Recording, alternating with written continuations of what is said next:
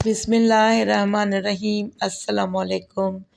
عیادت کے لیے آنے والوں سے مریض کیا کہے؟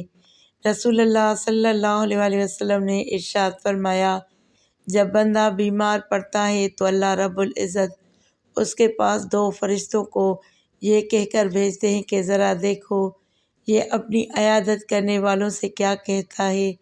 پھر اگر وہ عیادت کرنے والوں کے سامنے اپنی اس حالت پر اللہ کی تعریف کرتا ہے تو فرشتے اس کا یہ عمل اللہ کی بارگاہ میں پیش کرتے ہیں، حالانکہ اللہ زیادہ جاننے والا ہے۔